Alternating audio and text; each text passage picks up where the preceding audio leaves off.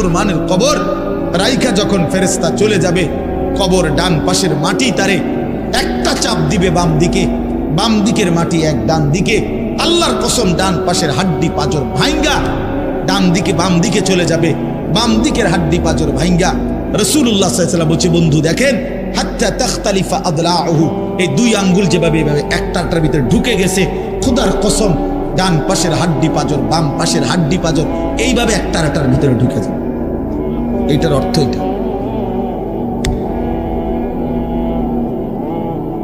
হ্যাঁ, রাসূলুল্লাহ সাল্লাল্লাহু আলাইহি ওয়াসাল্লাম একদিন হযরত বারা ইবনে আযিব রাদিয়াল্লাহু তাআলা আনহু থেকে বর্ণিত, নবীজি একদিন এক সাহাবীর জানাজা পড়তে গেছেন। জানাজা পড়তে গিয়ে খালি কবরের সামনে কিছুক্ষণ দাঁড়াইছেন। তখনও ওনারে কবরে রাখে নাই, জানাজাও পড়ায় নাই। নবীজি আগে গিয়া কবরটার সামনে দাঁড়াইছে। হযরত বারা ইবনে আযিব বলেন, আমরা নবীজির সাথে ছিলাম। আল্লাহর নবী সাল্লাল্লাহু আলাইহি সাল্লাম কবরের খালি এই কবরে দেখা অঝরে কাঁদতে শুরু করছে। আমরা সবাই সাহাবীরা নবীজির সাথে কাঁদতে শুরু করলাম। অনেকক্ষণ কাইদা নবীজি চোখের পানি মুইছা আজীব কথা বলছে নবী। রাসূলুল্লাহ সাল্লাল্লাহু আলাইহি সাল্লাম সাহাবীদেরকে লক্ষ্য করে বলছে, ইয়া ইখওয়ানি লিমিসলি হাদা ফাআইদ্দু, আমার বন্ধুরা, আমার সাথীরা, এই কবরে যাওয়ার জন্য তোমরাও রেডি হও। ফাআইদ্দু, তোমরাও প্রস্তুতি নাও, অচিরেই তুমি আমি সবাই এই কবরেই পৌঁছে যাইতে হবে। রাসূলুল্লাহ সাল্লাল্লাহু আলাইহি সাল্লাম বলছে, প্রিয় বন্ধু আমার, জওয়ান সাথী আমার, সামান্য এই কয়েকটা দিনের জওয়ানি নষ্ট না করা, নষ্ট না করা, কোনোভাবেই নষ্ট না করা। তো এই জন্য বললাম, এই সূরা মুলক এটা আল্লাহ তাআলা অত্যন্ত ফজিলতপূর্ণ একটি সূরা। রাসূলুল্লাহ সাল্লাল্লাহু আলাইহি সাল্লাম বলছেন, এটা কবরের আযাব থেকে রক্ষা করবে। এই সূরা নিয়মিত তাফসীরের মধ্যে আমি নিজে পড়ছি, তাফসীরে কুরতুবীতে আছে। আল্লাহর নবী সাল্লাল্লাহু আলাইহি সাল্লাম বলেন, লাওয়াদিত্তু, নবীজি বলেন, আমার দিলের আশা, আমার দিলের তামান্না, আমার উম্মতের প্রতিটা মুমিন তার কলিজার ভিতরে, তার জবানে এই সূরা মুলক থাকুক, সূরা মুলক থাকুক। অর্থাৎ রাসূলুল্লাহ সাল্লাল্লাহু আলাইহি সাল্লাম বলতেন, আমার প্রতিটা মুমিন বান্দা উম্মত যেন এই সূরা মুলক তেলাওয়াত করে, যেন কবরের আযাব থেকে রক্ষা পায়। নবীজি 5 ওয়াক্ত নামাজের পরে, আল্লাহর কসম ভাই, এখানে অনেক ওলামায়ে কেরাম আছে, আপনি জিজ্ঞাসা করুন, নবীজি 5 ওয়াক্ত নামাজের পরে, সরদারে দু আলম নবীর তো কোনো গুনাহ নাই, তিনি নিষ্পাপ, তিনি তো জান্নাত উদ্বোধন করবেন। আনা আউয়ালু মান ইয়াকরাউ বাবাল জান্নাহ, নবী বলছে, আমি সেই মুহাম্মদ যে প্রথম জান্নাতের দরজা আমি নাড়ব, জান্নাতের কড়া নাড়ব আমি মুহাম্মদ। ভিতর থেকে ফেরেশতা বলবে, আপনি কে? আমি বলবো মুহাম্মদ। ফেরেশতা বলবে, আনতাজিরু লাক, আমি তো আপনার অপেক্ষাই করছিলাম, আপনি আসবেন বলেই তো অপেক্ষায় ছিলাম, আপনি উদ্বোধন করে দিলেই তো বাকিরা ঢুকবে। তো সেই নবী যিনি জান্নাত উদ্বোধন করবেন, তিনি 5 ওয়াক্ত নামাজের পরে ভাইয়া প্রতিদিন তিনি যেই কথাটা দোয়া করতেন, এর মধ্যে একটা দোয়া এটা, আল্লাহুম্মা ইন্নী আউযু বিকা মিন আযাবিল কবর ওয়া মিন ফিতনাতিল কবর ওয়া মিন ফিতনাতিল মাসীহিদ দাজ্জাল ওয়া মিন ফিতনাতিল মাহইয়া ওয়াল মামাত। আল্লাহ, আমি কবরের আযাব থেকে পানাহ চাই। নবীজি নিজে বলতেন, নবীজি নিজে বলতেন। প্রিয় ভাই, বাবা আমার, চলেন সবাই নিয়ত করি, নিজেকে গুনাহ থেকে বাঁচানো দরকার, নিজের আল্লাহর নাফরমানি থেকে বাঁচানো দরকার। আল্লাহ তাআলা বলেন, ইন্নাল্লাযীনা ইয়াখশাউনা রাব্বাহুম বিল গায়ব, আমি আল্লাহকে না দেখে, আমার কথাগুলো আখিরাত সম্পর্কিত, এগুলোকে না দেখে যারা আমি আল্লাহকে ভয় করে, আখিরাতকে ভয় করে, জাহান্নামকে ভয় করে, কবরকে ভয় করে, আল্লাহ বলেন, তাফসীরের মধ্যে লিখছে, ভয় করে মানে হলো গুনাহ বর্জন করে। কোন ব্যক্তি আল্লাহকে ভয় করে, খোদার কসম, এই কথার অর্থ হলো গুনাহ ছেড়ে দেয়। যে গুনাহ ছেড়ে দেয় সে আল্লাহকে ভয় করে। যে আল্লাহকে ভয় করে সে গুনাহ ছেড়ে দেয়। কোনো নাফরমান আল্লাহকে ভয় করে না। আল্লাহকে ভয় করলে গুনাহ করতে পারে না। বুঝেন নাই বাংলা কথাটা? এটা কাগজের এই পিঠ ও পিঠ, কাগজের এই পিঠ ওই পিঠ। এই পিঠে যদি লেখা আছে আল্লাহর ভয়, তো ওই পিঠে লেখা থাকবে গুনাহ বর্জন। যে গুনাহ ছেড়ে দেয় সে অটোমেটিকলি আল্লাহকে ভয় করে। যে আল্লাহকে ভয় করে সে গুনাহ বর্জন করে। এই জন্য তাকওয়ার অর্থ আল্লাহর ভয়। এটার প্রথম অর্থ হইল গুনাহ বর্জন। মান খাশিয়ার রহমান, আল্লাহকে ভয়, এটার প্রথম অর্থ গুনাহ বর্জন, গুনাহ বর্জন। আমার শায়েখ আল্লামা মুফতি মুশতাকুন নবী সাহেব সব সময় চিল্লায় মাহফিলে, অনেক সময় হাজারি করে বলে যে বাপ, গুনাহ আগুন, গুনাহ আগুন, গুনাহ আগুন। প্রতিটা গুনার পিঠে, ওই পিঠে আগুন আছে। নারীর প্রতিটা বেপর্দা দৃশ্যের মধ্যে খোদার কসম আগুন জ্বলে। ওই সিনেমার নর্তকীর শরীরে আগুন জ্বলে, ওই নায়িকার শরীরে আগুন জ্বলে, মোবাইলের ওই অস্থির ছবির মধ্যে আগুন জ্বলে, মদের আড্ডায় আগুন জ্বলে, জুয়ার আড্ডায় আগুন জ্বলে, সুদের টাকায় আগুন জ্বলে, ঘুষের টাকায় আগুন জ্বলে, বেপর্দা নারীর শরীরে আগুন জ্বলে। ওইটা রূপ না, ওইটা আগুন, ওইটা জাহান্নাম, ওইটা জাহান্নাম।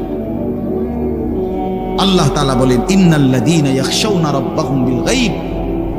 আল্লাহ তাআলা বলেন আমার যে বান্দারা আমার আখিরাত, আমার জাহান্নাম, আমার পরকাল, আমার কবর, এই কথাগুলোকে ভয় করে, আমি আল্লাহকে ভয় করে, না দেখে, না দেখে, আল্লাহ বলেন আমি ওয়াদা দিলাম লাহুম মাগফিরাতুন ওয়া আজরুন কাবীর, আমি তাদের পেছনের সব গুনাহ মাফ করে দেব আর আমার সবচেয়ে বড় পুরস্কার জান্নাত দিয়ে দেব।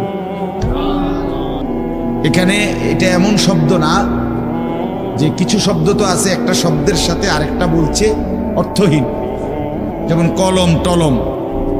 তো এটা সবাই বুঝে যে টলমের কোনো অর্থ নাই। কাগজ টাগজ, তো কাগজের অর্থ নাই। কিন্তু শিক্ষা দীক্ষা এমন না, শিক্ষা শব্দের উল্টা না। এটা এমন না যে এটা শিক্ষার উল্টা কিছু না, এটা আলাদা শব্দ। শিক্ষা দীক্ষা যেমন আমরা অনেক সময় বলি যে নামাজ রোজা, লোকটা নামাজ রোজায় ভালো, তো এর দ্বারা কি শুধু নামাজ আর নামাজের উল্টা শব্দ রোজা না, এটা একটা আলাদা কি আমল। নামাজ একটা ইবাদত, তো রোজা একটা ইবাদত। তো শিক্ষা এটা একটা বিষয়, দীক্ষা এটা একটা বিষয়। শিক্ষা তো তালিম, দীক্ষা এটা তরবিয়ত, আখলাক। আখলাক অর্থাৎ শব্দ মুখস্থ করা এটা যেমন জরুরি, জিন্দিগি গঠন করা এটাও সমান জরুরি, বরং তার চাইতে বেশি জরুরি। এজন্য আমাদের ফেনীর একজন বড় বুজুর্গ আলেম আছেন, ফেনী জামিয়া রশিদিয়া মাদ্রাসার হজরত মাওলানা মুফতি শহীদুল্লাহ দামাত বারাকাতুহুমুল আলী, বাংলাদেশের অনেক বড় একজন বুজুর্গ আলেম। হজরতের মাদ্রাসা ফেনীতে, সেই মাদ্রাসা একটা মাদ্রাসায় কওমি মাদ্রাসা, সেখানে প্রায় 6 থেকে 7 হাজার ছাত্র পড়ালেখা করে, প্রায় 200-এর উপরে উস্তাদ আছে, 200-250 হবে। তো এই জন্য বললাম যে হজরত সবসময় বলে যে পড়া মেধা অনুপাতে কম বেশি হইতে পারে, আখলাক বরাবর হইতে হবে। আখলাক, ছাত্র মেধাগত যোগ্যতার কারণে কেউ রুল নাম্বার 1, কেউ রুল নাম্বার 10, কিন্তু আদব আখলাক বরাবর বরাবর হওয়া চাই। আমরা এটা খুব খেয়াল করি না। আজকে সবাই মনে করে বাচ্চার পড়ালেখা হচ্ছে, ঠিক আছে, পড়তেছে, যাইতেছে, আসতেছে, ছেলেটা পড়তেছে, রেজাল্ট আসছে, কিন্তু আখলাক কোথায়? যে ছেলেটা কখনোই প্রস্রাব করে টয়লেট পেপার ব্যবহার করে না, দাঁড়িয়ে বসে প্রস্রাব করার ক্ষেত্রে কোনো পার্থক্য করে না, তো তার আখলাক, তার জীবন গঠন হইল, শব্দ না মুখস্থ হইল, শব্দ না মুখস্থ হইল।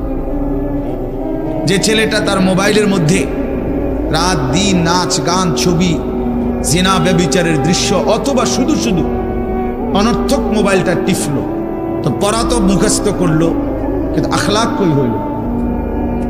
আখলাক কই? 3 বছরের বাচ্চার হাতে মোবাইল দিয়ে দিছে, 2 বছরের বাচ্চার হাতে অভিভাবক মোবাইল দিয়ে দিছে, মানে খামখেয়ালির এক জিন্দিগি।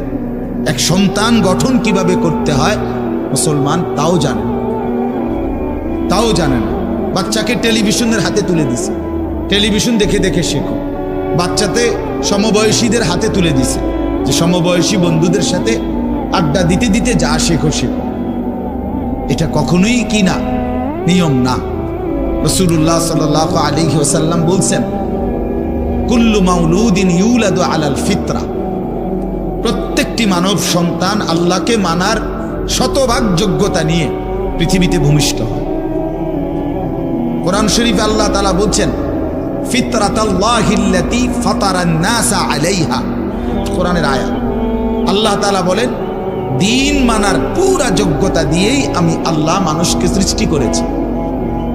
আল্লাহ তাআলা এমন একটি হুকুম করে নাই, এমন একটা বিষয় নিষেধ করে নাই যা পালন করার যোগ্যতা কিংবা বর্জন করার যোগ্যতা আল্লাহর বান্দার শরীরের মধ্যে নাই, এমন কোনো বিধান নেই। আমার মধ্যে রুকু করার যোগ্যতাই নাই, অথচ আমারে রুকু করতে বলছে, অথচ আমার কোমর বাঁকা হয় না, বিষয়টা এমন না। আমি সেজদাই দিতে পারি না, আমার হাঁটুও বাঁকা হয় না, কনুইও বাঁকা হয় না, কোমরও বাঁকা হয় না, অথচ আল্লাহ আমারে বললেন সেজদা দিতে। বিষয়টা কি এমন? কথা বুঝছেননি আমার কথা? আমারে বানাইলেন তাল গাছ, আমারে বলতেছেন সেজদা দিতে। এইটা বললে না জুলুম হইতো, এটা বললে না জুলুম হইতো। কিন্তু আল্লাহ তাআলা যতগুলো হুকুম করেছেন, যতগুলো নিষেধ করেছেন, প্রতিটা হুকুম পালন করা, প্রতিটা নিষেধ বর্জন করার 100 যোগ্যতা আল্লাহ তাআলা বান্দার শরীরের মধ্যে দিয়েছে। কোরআনুল কারীমের মধ্যে আছে, আল্লাহ তাআলা বলেন, বান্দা আমি তোমাকে বানিয়েছি নাবতালিহি, পরীক্ষা করার জন্য, আর পরীক্ষায় উত্তীর্ণ করার উপযোগী। ফাজআলনাহু সামিআন বাসীরা, আমি আল্লাহই তোমাকে শুনবার জন্য কান দিয়েছি, দেখবার জন্য চোখ দিয়েছি। তাফসীরের মধ্যে লিখছে, অর্থ হইল আমাকে মানবার পুরা যোগ্যতা সম্পূর্ণ শরীর দিয়েছি। ওযু, গোসল, নামাজ, রোজা, হালাল হারাম, পাক নাফাক সব কিছু বান্দা পালন করতে পারবে এমন যোগ্যতা দিয়ে তারে মানুষ বানাইছে। মানুষ হইবার পরে, মুসলমান হওয়ার পরে কেউ যদি বলে আল্লাহর এই হুকুম পালন করা আমার পক্ষে সম্ভব না, তাহলে এটা হইতে পারে তুমি ছাগল, মানুষ না। তুমি গরু ছাগল ছাড়া আর কিছু না, তুমি মূলত হাইওয়ান। ইনসান হইলে পারতা, তুমি যদি মানুষ হইতা তো ঠিকই পারতা, তুমি যদি মানুষ হইতা তো পারতা। মূলত তুমি নিজের মানুষ এই পরিচয় ভুলে গেছো। তো এই জন্য বাপ আল্লাহ নবী সাল্লাল্লাহু আলাইহি সাল্লাম বলেন, ফাআবাওয়াহু ইউহাব্বিদানিহি আও ইউনাসসিরানিহি আও ইউমাজ্জিসানিহি, মা বাপ সন্তানকে ইহুদি বানিয়ে দেয়, অথবা খ্রিস্টান বানিয়ে দেয়, অথবা অগ্নি পূজক বানিয়ে দেয়। সরাসরি হাদিস, বাবা মা নষ্ট করে দেয় সন্তান। রাসূলুল্লাহ সাল্লাল্লাহু আলাইহি সাল্লাম বলছেন, বাবা মা 3 বছরের বাচ্চাটা ছোট্টবেলা থেকেই ঘরে টেলিভিশন দেখে, রঙিন সিনেমা দেখে, নাটক সিনেমা দেখে, তারে এটা শিখাইবার ক্ষেত্রে কে ব্যবস্থা করে দিবে? তার মা বাপ। এ তো 3 বছরের বাচ্চা বাজার থেকে কিনে আনে নাই, টেলিভিশনে এত বড় এটা তো বাচ্চাটা আনে নাই, এটা তো তার অভিভাবক আছে। এই 3 বছরের বাচ্চাটারে কার্টুন দেখার জন্য, গেমস খেলার জন্য এত বড় মোবাইলটা, এটা তো তার বাবাই দিছে, অথবা তার মা, তার দুলা ভাই, তার বড় ভাই, তার চাচা, এমন কেউ একজন তার হাতে তুলে দিছে। এজন্য আমি সবসময় বলি, যেই মা বাপ অভিভাবক সন্তানের, অপ্রাপ্ত বয়স্ক সন্তানের হাতে এই বড় মোবাইলগুলো তুলে দেয়, এই মা বাবার চাইতে বড় জালেম আর কেউ নেই। ওরা নিজ হাতে সন্তানকে গলা টিপে হত্যা করে ফেল, ধ্বংস করে দিল, বরবাদ করে দিল, বরবাদ করে দিস।